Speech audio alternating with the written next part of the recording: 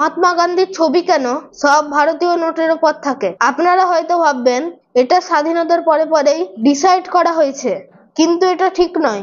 গান্ধীজির ছবি 1996 সাল থেকেই আমাদের নোটের উপর পার্মানেন্ট করা হয়েছে।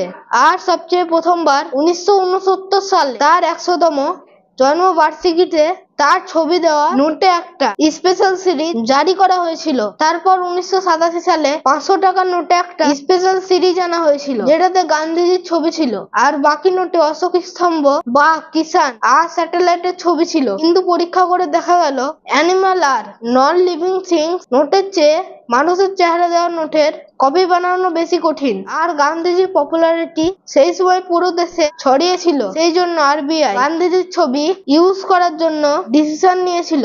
নোটের ওপর গান্ধীজির যে ছবি আছে সেটা কোনো পেন্টিং বা ড্রয়িং নয়, 1946 সালে তোলা ছবির একটা কাট আউট।